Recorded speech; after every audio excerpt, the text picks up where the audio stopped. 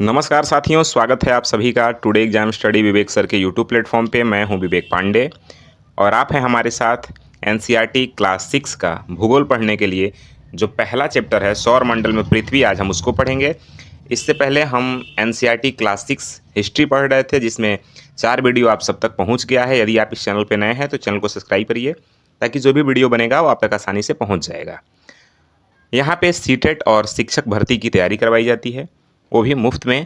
आपके साथ आप और हम मिल के पढ़ते हैं, तैयारी करते हैं। हम अपने एक्सपीरियंस को शेयर करते हैं, जो भी हमने जिस तरह से तैयारी किया है वैसे आपको प्रयास करते हैं बताने का, पढ़ाने का, साथ में पढ़ने का। तो हम अपनी अनुभव को ही साझा करते हैं आपके सामने। जैसे कि हमने जॉब पाया वैसे ही हम आपको बताते हैं, वैसे प्रयास करते हैं। आइए हम स्टार्ट करते हैं। पहला एनसीईआरटी क्लास 6 का ये है भूगोल का किताब।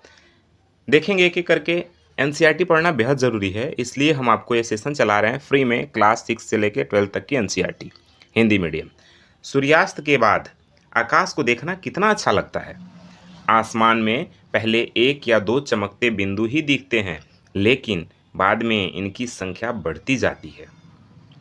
आप उनकी गणना नहीं कर सकते। संपूर्ण आकाश छोटी छोटी चमकदार वस्तुओं से भर जाता है, जिनमें से कुछ चमकीले होते हैं एवं कुछ धुंधले भी होते हैं, मानो आकाश में हीरे जड़े हों। इनमें से कुछ टिमटिमाते प्रतीत होते हैं, लेकिन अगर आप उनको ध्यान से देखेंगे तो आप पाएंगे कि इनमें कुछ की टिमटिमाहट अन्य से अलग है। ये बिना किसी टिमटिमाहट के चंद्रमा के समान चमकते हैं। ठीक है ना? बिना किसी टिमटिमाहट के किसके समान चमकते हैं? चंद्रमा के समान चमकते हैं। और इन चमकीली वस्तुओं के साथ आप लगभग प्रतिदिन चंद्रमा को भी देखते हैं। यह अलग अलग समय पर अलग आकार तथा अलग स्थितियों में दिखाई पड़ता है। आप पूर्ण चंद्र को लगभग 1 महीने में एक बार देख सकते हैं, और यह पूर्ण चंद्र वाली रात को क्या कहते हैं? पूर्णिमा कहते हैं। ठीक है। 15 दिन के बाद आप इसे नहीं देख सकते। नए चंद्रमा की रात्रि ये अमावस्या होती है। ठीक है ना? ऐसी रात में अगर आसमान साफ है तो आप आसमान का अवलोकन अच्छी तरह से कर सकते हैं। क्या आपको इस बात पर आश्चर्य नहीं होता है कि हम दिन के समय चंद्रमा एवं इन सभी छोटी चमकीली वस्तुओं को क्यों नहीं देख पाते हैं? अरे ऐसा इसलिए है क्योंकि सूर्य के अत्यधिक तेज प्रकाश के कारण रात के चमकने वाली जो भी वस्तुएं हैं वो हमें दिखाई नहीं देती हैं। ठीक है ना? इसलिए हम दिन में इन सब चमकीली वस्तुओं को नहीं देख पाते हैं। सूर्य, चंद्रमा तथा वे सभी वस्तुएं जो रात में आसमान में चमकते हैं ना, उन्हें हम खगोलीय पिंड कहते हैं। उन्हें क्या कहते हैं? खगोलीय पिंड कहते हैं। और कुछ खगोलीय पिंड बड़े आकार वाले तथा गर्म होते हैं, एक गैसों से बने होते हैं। इनके पास अच्छा, एक क्वेश्चन पूछा गया है सीटेट एग्जाम में, ऑप्शन करके दिया था। आप इससे पिछली बार वाला सीटेट का क्लास जो पेपर 2 होता है उसमें आप देखिएगा, एसएसटी का, उसमें पूछा गया है कि ग्रह किसे कहते हैं। इस तरह का कुछ क्वेश्चन है, अभी ध्यान पे मेरे नहीं आ रहा है, लेकिन आप देखिएगा उसमें दिया है। ये गैसों से बने होते हैं, इनके पास अपनी ऊष्मा तथा प्रकाश होता है। ठीक है ना? कुछ खगोलीय पिंड बड़े आकार के होते हैं और गर्म होते हैं, और एक गैसों से बने होते हैं और इनके पास अपनी ऊष्मा तथा प्रकाश होता है, जिसे वे बहुत बड़ी मात्रा में उत्सर्जित करते हैं, यानी निकालते हैं, छोड़ते हैं। खगोलीय पिंडों को तारा कहते हैं। और सूर्य भी क्या है? एक तारा है। सूर्य ग्रह नहीं है, सूर्य क्या है? तारा है। ठीक है ना? आइए आगे देखते हैं। रात के समय चमकते हुए अनगिनत तारे सूर्य के समान ही हैं, लेकिन हमसे बहुत अधिक दूर होने के कारण हम लोग इनकी ऊष्मा या प्रकाश को महसूस नहीं करते हैं, तथा वे हमें छोटे दिखाई पड़ते हैं। ठीक है ना? आपने अवश्य ध्यान दिया होगा कि कुछ दूरी से देखने पर सभी वस्तुएं छोटी दिखाई पड़ती हैं, और अत्यधिक ऊंचाई पर उड़ रहा हवाई जहाज भी हमें कैसा दिखता है? छोटा दिखता है, क्योंकि वो बहुत दूरी पे होता है। रात के समय आसमान की ओर देखते समय आप तारों के विभिन्न समूहों द्वारा बनाई गई विविध आकृतियों को देख सकते हैं। ये सभी क्या कहलाते हैं? ये सभी नक्षत्र मंडल कहलाते हैं। जैसे अर्सा मेजर या बिग बियर इसी प्रकार का नक्षत्र मंडल है। बहुत आसानी से आप पहचान में आने वाला नक्षत्र मंडल है सप्त ऋषि, 7 ऋषियों का। ठीक है ना? सप्त माने 7, ऋषि माने संत। ठीक है, यह 7 तारों का समूह है, जो कि जैसे आप चित्र इसमें देख सकते हैं। यहाँ से एक लड़की देख रही है, इस चित्र को आप देख सकते हैं। ठीक है, आगे कह रहा है कि प्राचीन समय में लोग रात्रि में दिशा का निर्धारण तारों की सहायता से करते थे।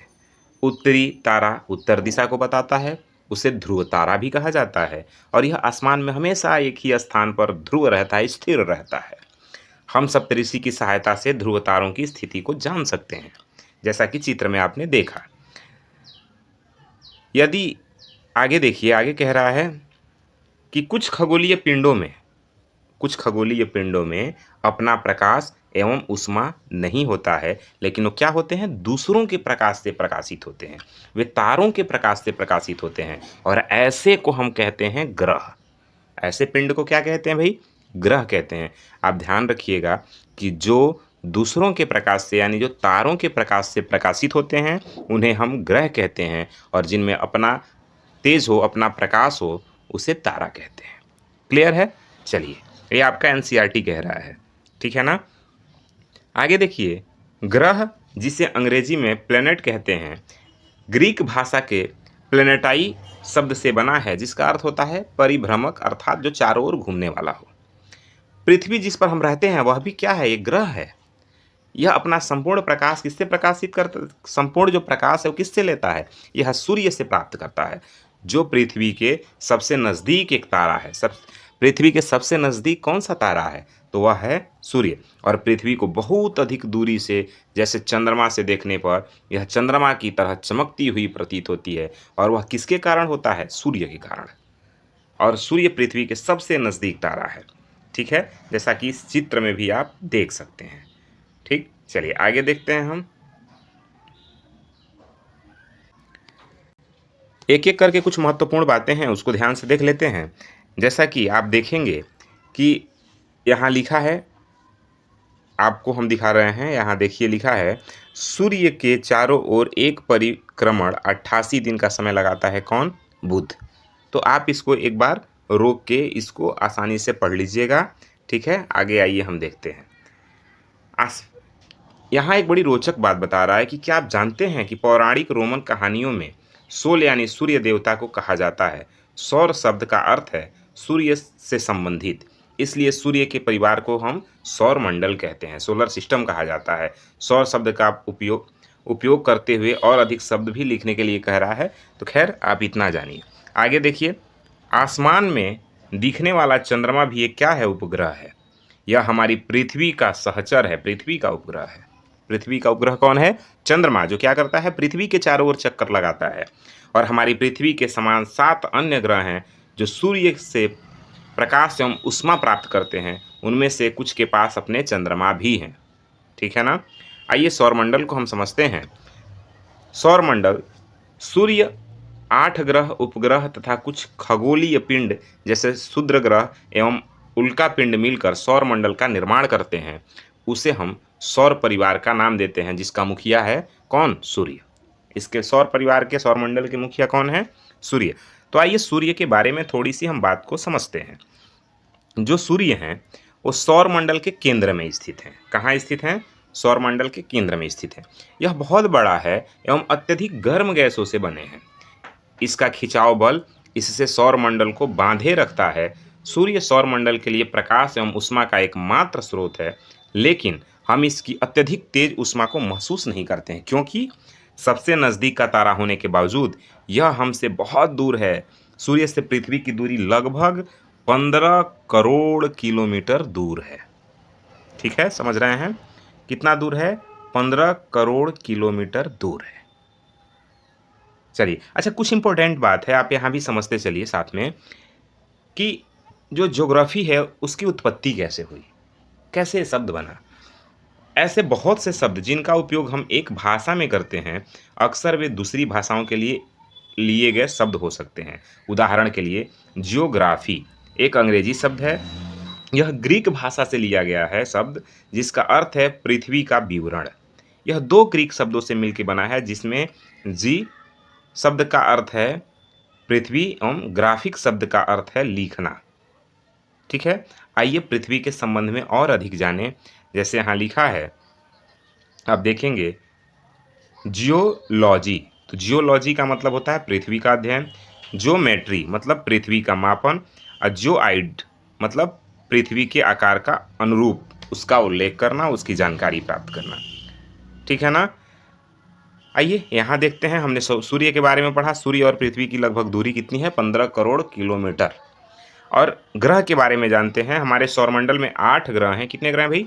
8। सूर्य से दूरी के अनुसार सबसे पहले है बुध, सूर्य से पहले नंबर पे है बुध, उसके बाद शुक्र है, फिर पृथ्वी है, फिर मंगल है, बृहस्पति है, शनि है, यूरेनस है और नेपच्यून है। पूछा जाए कि सूर्य से दूरी का क्रम लिखिए, सबसे नज़दीक कौन है सूर्य से? तो बुध है, फिर शुक्र, फिर पृथ्वी, फिर मंगल, बृहस्पति, शनि, यूरेनस तथा नेपच्यून। ठीक है ना। ऐसे याद करने का एक तरीका भी आपको यहाँ दिया हुआ है, तो आप इसको देख लीजिएगा। आगे आइए देखते हैं, सौरमंडल के सभी 8 ग्रह एक निश्चित पथ पर सूर्य का चक्कर लगाते हैं।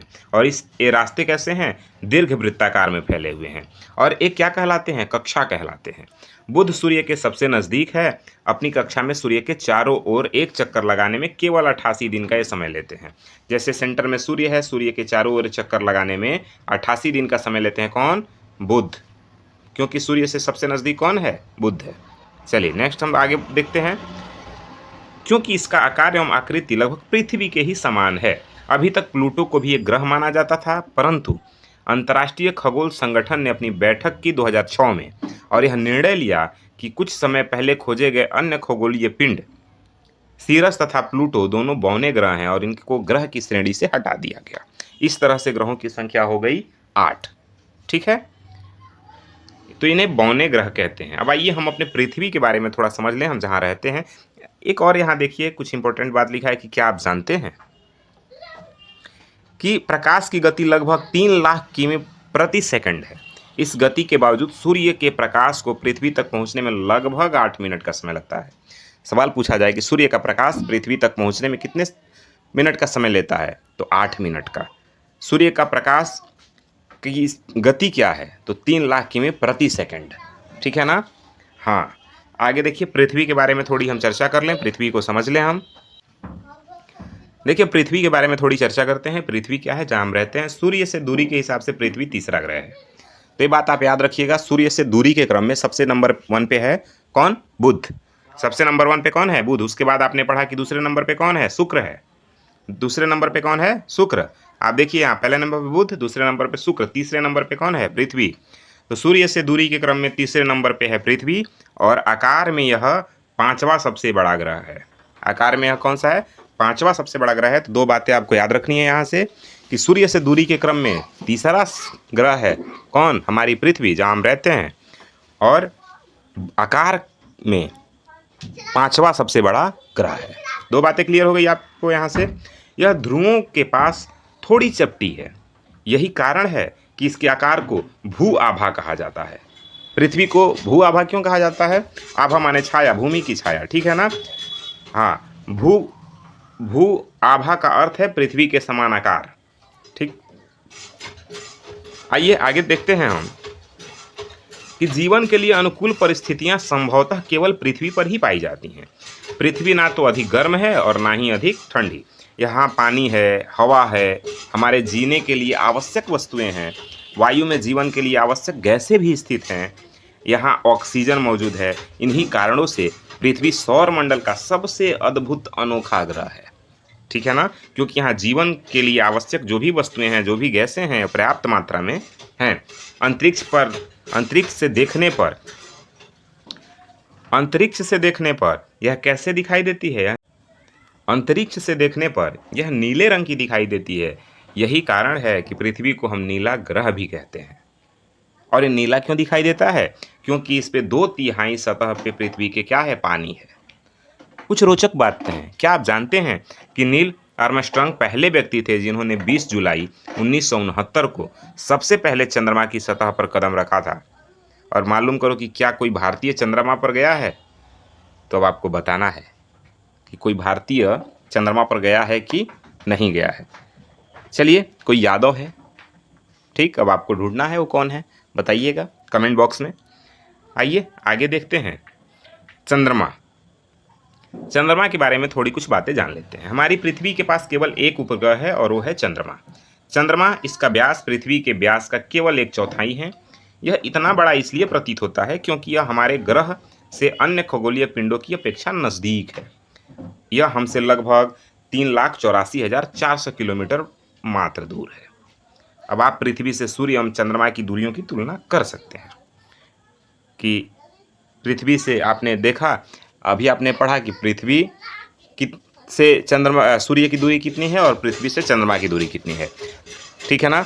15 करोड़ किलोमीटर दूर पृथ्वी से सूर्य की दूरी है और 3,84,400 किलोमीटर दूर पृथ्वी से चंद्रमा की दूरी है। ठीक है ना। कुछ महत्वपूर्ण बातें हैं जो हम आपको बता दें। कई बार एग्जाम में पूछे जाते हैं कि उपग्रह किसे कहते हैं। तो उपग्रह एक खगोलीय पिंड है जो ग्रहों के चारों ओर उसी प्रकार चक्कर लगाता है जिस प्रकार ग्रह सूर्य के चारों ओर चक्कर लगाते हैं। मानव निर्मित कुछ उपग्रह हैं जिनके नाम आप जान लीजिए, कई बार एग्जाम में पूछे जाते हैं। वह हैं भारतीय उपग्रह हैं, इनसेट, IRS और एडुसेट। ये सभी क्या हैं? अंतरिक्ष में उपस्थित एक भारतीय उपग्रह हैं। ठीक है ना। चलिए आगे हम देखते हैं। चंद्रमा पृथ्वी का एक चक्कर लगाने में लगभग 27 दिन पूरा करता है। लगभग इतने ही समय में यह अपने अक्ष पर एक चक्कर भी पूरा करता है। इसके परिणामस्वरूप पृथ्वी से हमें चंद्रमा का केवल एक ही भाग दिखाई पड़ता है। चंद्रमा की परिस्थितियां जीवन के लिए अनुकूल नहीं हैं। इनकी सतह पर पर्वत, मैदान, गड्ढे और चंद्रमा की सतह पर छाया बनाते हैं। पूर्णिमा के दिन चंद्रमा पर इनकी छाया को देखा जा सकता है। जो आप ग्रहण देखते हैं इन्हीं छाया के कारण बनता है। आगे हम पढ़ेंगे कि ग्रहण कैसे बनता है। उससे पहले आइए हम क्षुद्र ग्रहों के बारे में थोड़ी चर्चा कर लें कि क्षुद्र ग्रह कौन से हैं। तो तारों, ग्रहों एवं उपग्रहों के अतिरिक्त असंख्य छोटे पिंड भी हैं सूर्य के जो चारों ओर चक्कर लगाते हैं। इन पिंडों को ही हम क्षुद्र ग्रह कहते हैं। ये मंगल एवं बृहस्पति के कक्षा के बीच पाए जाते हैं। कई बार क्वेश्चन पूछा जाता है कि सूर्य ग्रह किसके किसके कक्षा के बीच पाए जाते हैं, तो मंगल और बृहस्पति के कक्षा के बीच पाए जाते हैं। वैज्ञानिकों के अनुसार क्षुद्र ग्रह ग्रह के ही भाग होते हैं जो कि बहुत वर्ष पहले विस्फोट के बाद ग्रहों से टूटकर अलग हो गए हैं। उन्हें हम क्षुद्र ग्रह कहते हैं। अब आइए थोड़ी उल्कापिंड के बारे में चर्चा करते हैं। सूर्य के चारों ओर चक्कर लगाने वाले पत्थरों के छोटे छोटे टुकड़ों को हम उल्कापिंड कहते हैं। कभी कभी ये उल्कापिंड पृथ्वी के इतने नज़दीक आ जाते हैं कि इनकी प्रवृत्ति पृथ्वी पर गिरने की होती है। इसी प्रक्रिया के दौरान वायु के साथ जब घर्षण होने के कारण यह गर्म होकर जल जाते हैं और फलस्वरूप चमकदार प्रकाश उत्पन्न होता है। कभी कभी कोई उल्का पूरी तरह से जले बिना पृथ्वी पर गिरती है जिससे धरातल पर गड्ढा भी बन जाता है। क्या आपने तारों वाले खुले आकाश में एक ओर से दूसरी ओर तक फैली चौड़ी सफ़ेद पट्टी की तरह एक चमकदार रास्ते को देखा है? यह लाखों तारों का समूह है और यह पट्टी आकाश गंगा कहलाती है जिसे मिल्की वेब कहते हैं। हमारा सौरमंडल इस आकाश गंगा का एक भाग है। प्राचीन भारत में इसकी कल्पना आकाश में प्रकाश की एक बहती नदी से की गई थी। इस प्रकार इसका नाम आकाशगंगा पड़ा है। आकाशगंगा करोड़ों तारों, बादलों तथा गैसों की एक प्रणाली है। इसी प्रकार की लाखों आकाश गंगाएं मिलकर ब्रह्मांड का निर्माण करती हैं। ब्रह्मांड की विशालता की कल्पना करना अत्यधिक कठिन है। वैज्ञानिक अभी भी इस बारे में अधिक से अधिक जानकारी एकत्र करने में जुटे हैं। इसके आकार के संबंध में हमें कोई जानकारी नहीं है, लेकिन फिर भी हम जानते हैं कि हम सभी इसी ब्रह्मांड का हिस्सा हैं। ठीक है ना। चलिए यही आज का पाठ था। आज यहीं तक। अगले पाठ को हम अगले वीडियो में लेके आएंगे। चैनल पे नए हैं, वीडियो पसंद आया हो तो लाइक करिए, शेयर करिए, सब्सक्राइब करिए। और चैनल पे नए हैं तो सब्सक्राइब तो करना ही है आपको अगर पढ़ना है तो। यहाँ पे शिक्षक भर्ती की तैयारी और अपडेट दिए जाते हैं और सीटेट की तैयारी करवाई जाती है और उसके अपडेट दिए जाते हैं। फ्री में, बिल्कुल फ्री में पढ़ना है, हमें सीखना है मिल करके। ठीक है ना। चलिए मिलते हैं अगले वीडियो में, तब तक के लिए जय हिंद।